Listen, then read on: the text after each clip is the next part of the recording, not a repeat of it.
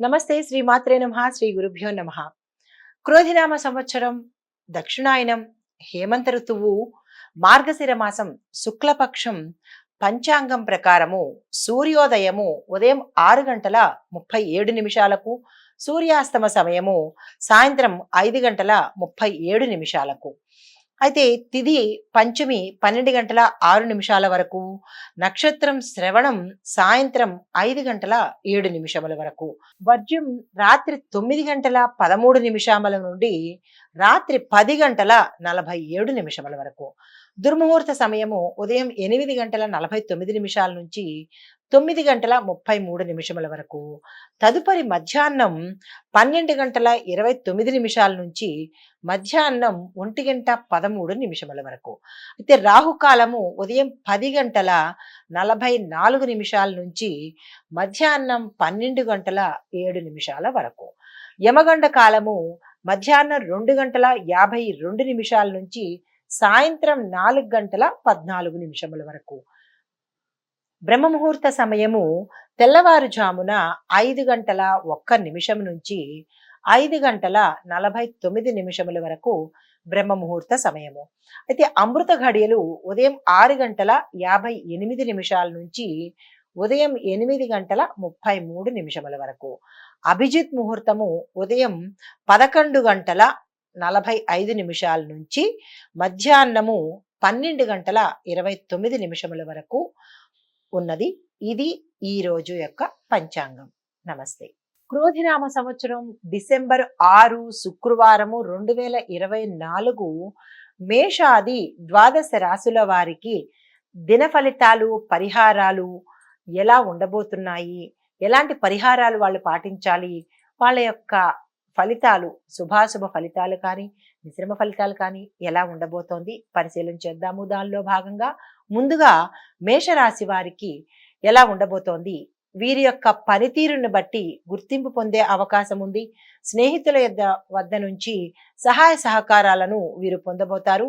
ఆర్థిక ప్రగతి వీరికి కనిపిస్తోంది. అన్నింటా విజయాన్ని సాధించే అవకాశం ఉంది. ఈ రాశి ఫలితాలు ఈ రాశిలో ఉండే స్త్రీలకు, పురుషులకు, అన్ని రంగాల వాళ్లకు ఇదే వర్తిస్తాయి అన్నమాట.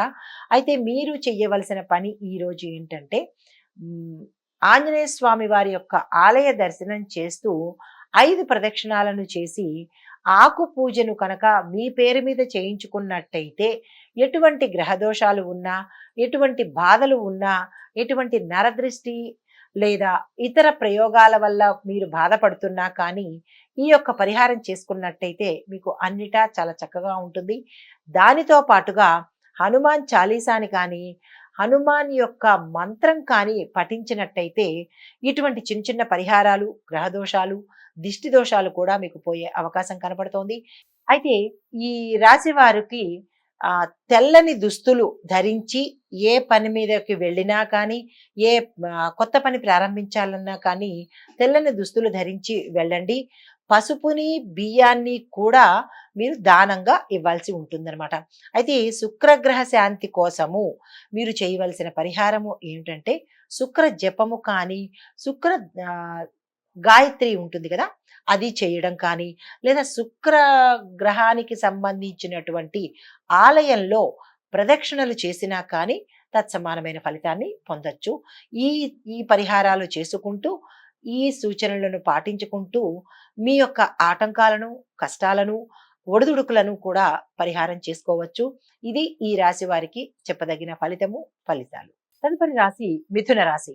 ఈ రాశి వారికి పనిలో ప్రోత్సాహకరమైన మార్పులు వస్తాయన్నమాట. అంటే ఇంక్రిమెంట్స్ కానీ, లేదా మీ పనిలో ఉండే మంచి మంచి కొత్త కొత్త పనులు మీరు చేయడం కానీ చేయగలుగుతారు. తర్వాత ప్రమోషన్స్, బదిలీలు, తరువాత ఇంక్రిమెంట్స్, ఏరియర్స్ ఇవన్నీ మీకు వస్తాయి. కొత్త అవకాశాలు కూడా వస్తాయి. స్నేహితులతో సమయాన్ని గడిపే అవకాశం కూడా మీకు దక్కుతుంది. ఇంట్లో శుభకార్యాలు చేస్తారు. ఆర్థిక లావాదేవీలు మీకు విజయాన్ని చేకూరుస్తాయి.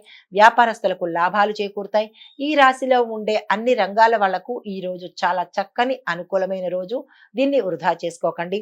అయితే దీనితో పాటుగా మీరు ఏదైనా కీలకమైన పనికి వెళ్ళాలి అని అనుకుంటే పచ్చ రంగు దుస్తులు ధరించి కనుక మీరు వెళ్ళినట్టయితే ప్రతికూలతలు లేకుండా అనుకూలతను సాధించే అవకాశం కనబడుతోంది.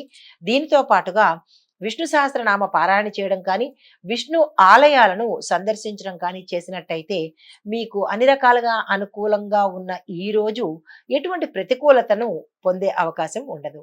ఇది ఈ రాశి వారికి చెప్పదగిన ఫలితము, పరిహారాలు కూడా.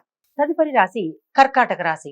ఈ రాశి వారికి మీ యొక్క శ్రమకు అనుకూలమైన ఫలితాలు వచ్చే అవకాశం ఉంటుంది. కుటుంబ సభ్యులతోనూ ఇంటా బయట కూడా మీ యొక్క బంధాలు బలపడతాయి. మీకు సన్మానాలు, గౌరవాలు దక్కే అవకాశం కనపడుతోంది. మీలో ఆత్మవిశ్వాసము ఒకంత పెరుగుతుంది.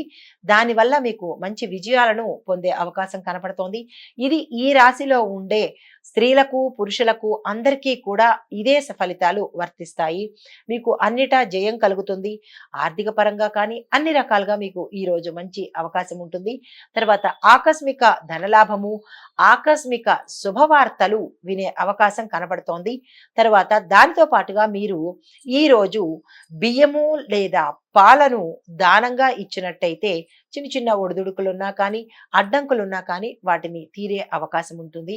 దానితో పాటు మీరు పసుపు రంగు వస్త్రాలను కానీ, తెలుపు రంగు వస్త్రాలను కానీ ధరించి చంద్రుడికి పూజ చేసినట్టయితే, అంటే తెలుపు రంగు వస్త్రాలతో చంద్రుడికి పూజ చేయాలి. అది ఎప్పుడు చేయాలి చంద్రుడికి పూజ అనే సంశయం రావచ్చు.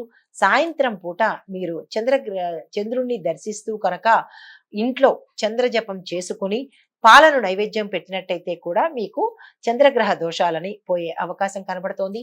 ఈ పరిహారాలు, ఫలితాలు ఈ రాశిలో ఉండే ప్రతి రంగం వాళ్ళకి కూడా, అన్ని రంగాల వాళ్లకు, స్త్రీలకు, పురుషులకు అందరికీ వర్తిస్తాయి. ఇవి ఈ రాశి వారికి చెప్పదగిన ఈ రోజు ఫలితాలు, పరిహారాలు కూడా.